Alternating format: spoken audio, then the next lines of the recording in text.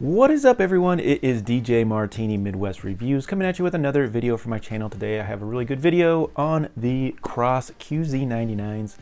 It is a noise isolating stereo pair of headphones that I've been looking at for a while. I watched a lot of reviews and I kind of disagree with some and agree with some, so I kind of wanted to put my own spin on this pair of headphones for you. So thank you for tuning in today. If you've never tuned in to DJ Martini Midwest Reviews, thank you. And all I'd like to do is do review videos. I like to help and do the research for you so you don't have to. Give it to you all as easy as possible and then leave some links on all the items that I'm reviewing. So thank you so much for tuning in to DJ Martini Midwest Reviews. Just want to thank all my subscribers. I'm almost at 3,000. Keep growing. I just want to thank everyone and continue to grow my channel as long as I'm helping. If I'm helping you in any way whatsoever, please give me a comment, like, subscribe, and share those types of things. So let's get into the video, talk about these headphones. So I did purchase these for around $42. I think I got them on Amazon at the time. They are currently $51 on Amazon. Tail for a brand new pair. They've been around since 1973, I think, like somewhere late in September 73. So they've definitely been around. Like I said, I picked mine up on a warehouse deal, so I don't know if I had anything in the box besides the pair of headphones. But other than that, you might get a adapter, like a quarter jack adapter. This one right here, you might get that in the box, but I did not get anything other than the headphones, and it doesn't say anything on the box of what should all be in there. They do have a limited lifetime warranty on these cross stereo headphones. They do say there are reduced noises from automobiles and engines, great for the workshop. They are passive noise isolation, so they don't have any digital type things in them. It's all just analog pair of headphones here. They do have a 40 to 20,000 hertz frequency range, easy volume control. They do have a stereo mono switch we'll talk about later. They're ideal for scanners and metal detectors, and they do have a 8-foot coiled cord with a 3.5 meter jack. So that is pretty much all the specs that you need to know about. Here's the actual pair of headphones, and we'll just go right into the construction of the headphones. Is, in my opinion, really durable. I honestly don't see anything wrong with that. I have read some of the reviews that you might have issues after a while with maybe one or the other headphone going out, so you might be able to hear out of only one. Like I said, they do have some kind of limited lifetime warranty where you could probably send these in for around $10 shipping, send them back, and they'll get them fixed and get them back to you. So like, the construction is very basic. Think about it. If these have been made since 1973, they haven't really changed much in my opinion. Hard plastic here, plastic shells, a basic pair of earmuffs that you would use for, you know, sound isolations, or like a shooting range, or using them in the garage, those types of things. It's like a pair of earmuffs that they just put some speakers in and routed some cables and things too. So very simple pair of headphones. You know, they got the nice little cross label there. The headphone, this is the the volume knob right here.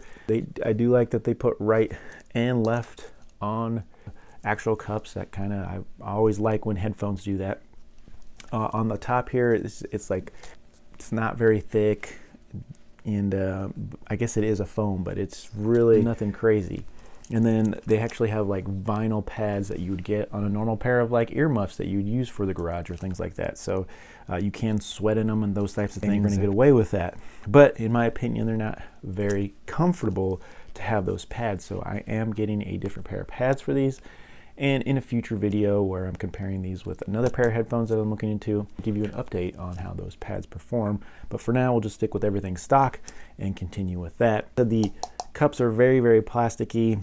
And like I said, I think they do have about a 50mm driver inside, which is a pretty big driver. The sound you're going to get, we'll talk about in a little bit. The cord, you do have an 8-foot coiled cord. And you do have this mono switch, and we'll talk about kind of what that is going to do for you. Stereo mono switch right here. And you do have a 3.5mm jack on the bottom here. Leave a comment if you bought a pair brand new, spanking new out of the box, and if you got any accessories like quarter jack to 3.5 adapter. Let me know if you get this. Put that in the comment just so we know, but something you might want to invest in. That way you can plug this into maybe your stereo receiver or things like that, which would be very, very cool. One thing I wanted to point out on the construction is they do have a lot of metal pieces. So you have this metal piece here and a little bit of range there, and then a little bit of range on the turn here, but they don't fully turn out, and you can't like lay them down on the pads here, so they don't turn all the way. But they do have like a metal rivet here, and you know, metal little clips here. So the construction is very, very good for, you know, 1973 technology. That's the kind of tech you're gonna get. Other than that, that's pretty much the construction. 8-foot cord, 3.5mm jack. And let's talk about comfort. Now, comfort, I think they personally look good, and I'm doing that because they do naturally noise isolate your ears. So when you put them on, it is like having a pair of earmuffs on. So I think they look pretty good. The only problem is that after a while, comfort-wise, the vinyl pads do make your ears sweat, at least in my using them. So they get a little warm.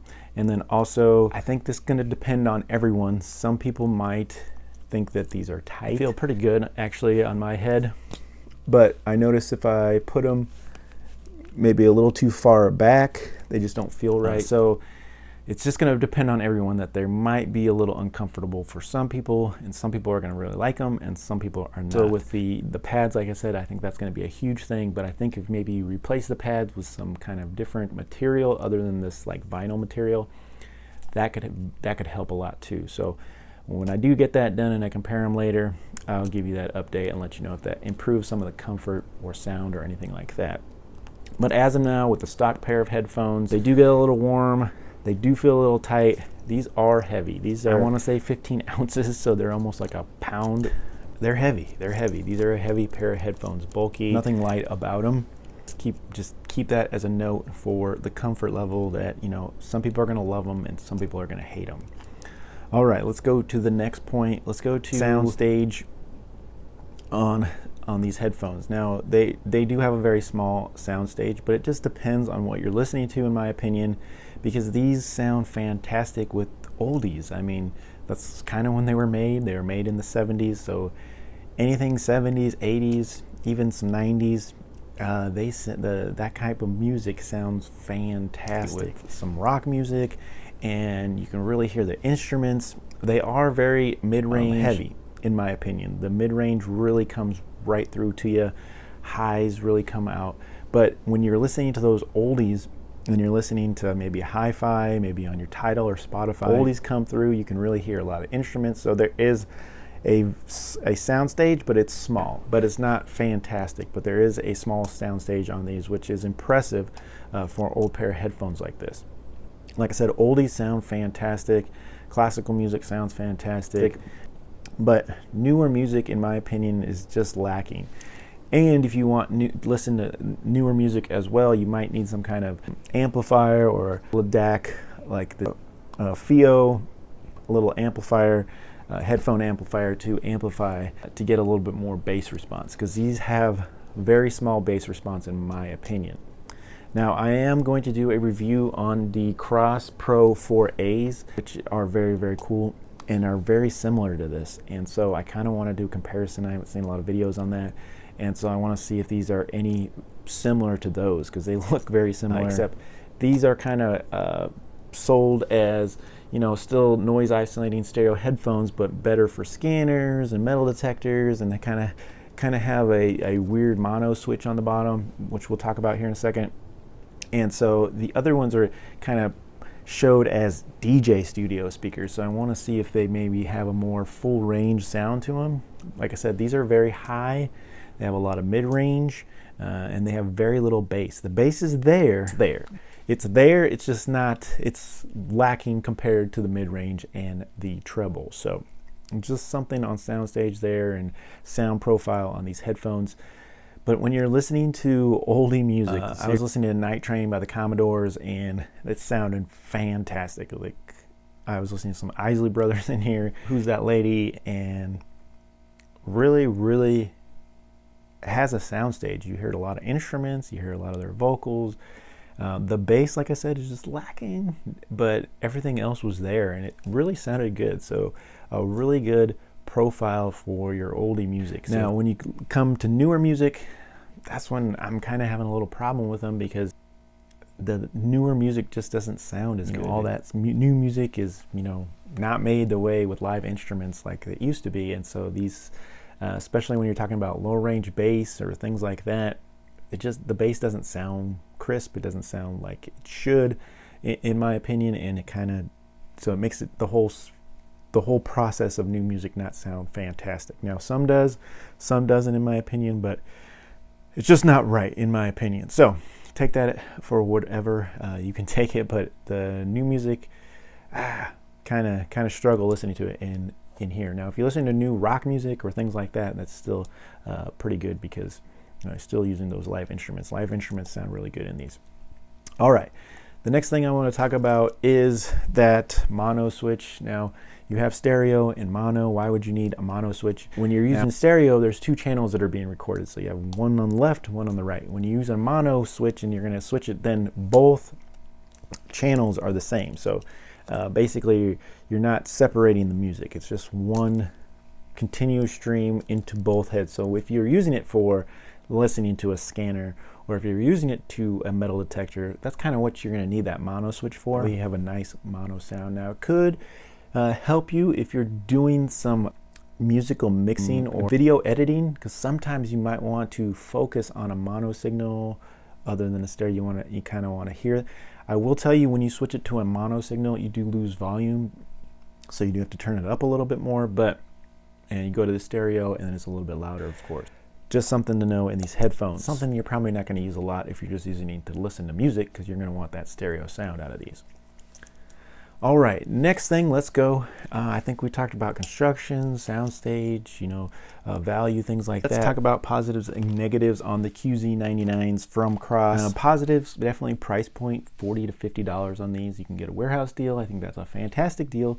And it is a corded pair of headphones, but they are like having a natural noise isolation pair of headphones, like a pair of earmuffs that you can use for different various things. So you can use them for mowing or being in the garage, those types of things, and it will block out some of the outside noises for you. So I think that is a good value in itself, that they are headphones and you can use them to be a little bit rugged. The construction is rugged. It has some metal pieces. The plastic cups are good.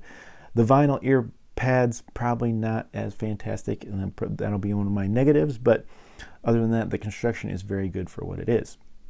The sound quality, if you're listening to oldies, if you're listening to podcast music, things like that, they sound really, really good. They are going to be a little bit higher, have a lot of mid-range, a lot of treble, things like that. Bass is kind of on the bottom part, but it's there.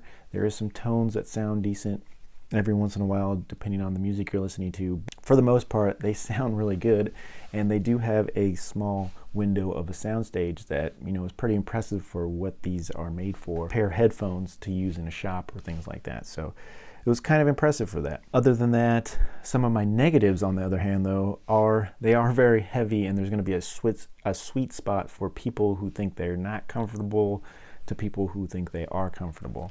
The vinyl ear pads probably are the worst for me, that they just kind of make my ears sweat.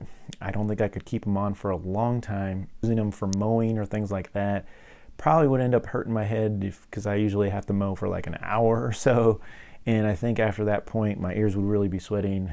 These are really heavy and things like that. So they'd be a little uncomfortable for that. But if I'm using them for a 30-minute music session in my house, in air conditioning and things like that, they're a little bit more comfortable to use in that type of scenario where I'm listening to my live music. The mono and stereo switch is kind of cool to have.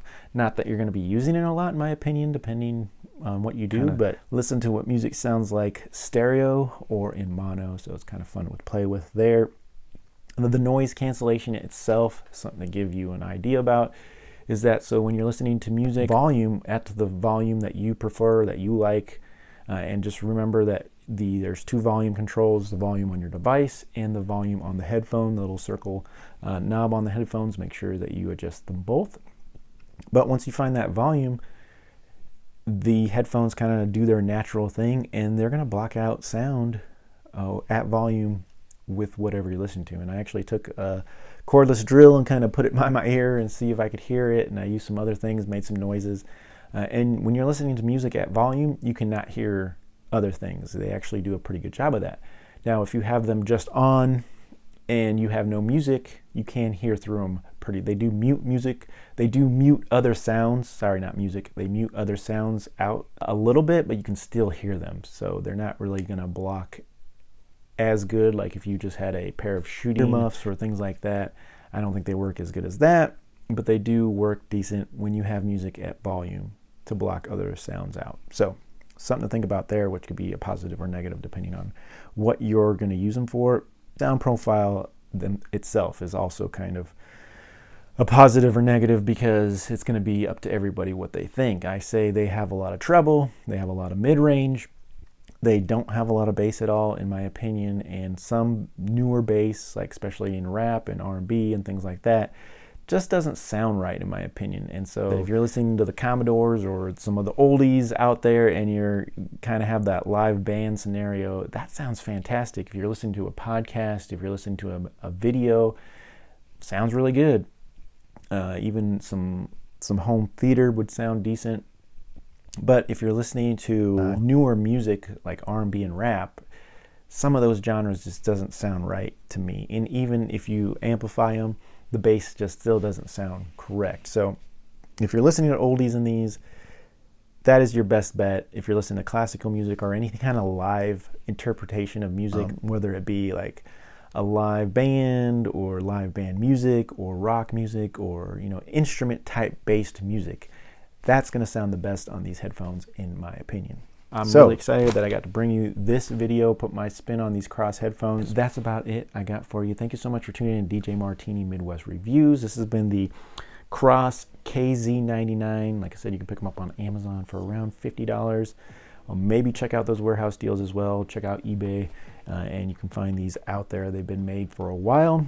But like I said, I still think they're a pretty solid pair of headphones, especially if you want to hear older oldies. This is kind of the sound you want from oldie music because these were made in the 1970s and they're still using the same, I don't know if they're going to be exactly the same drivers and things like that, but they're still made kind of retro, so they still have that retro sound in my opinion, and older music sounds really good in them. So that's all I got for you today. Thank you so much, DJ Martini Midwest. If this is helpful at all, give me a like, give me a subscribe, and I'll catch you on the next video. Many more to come. We'll talk to you later.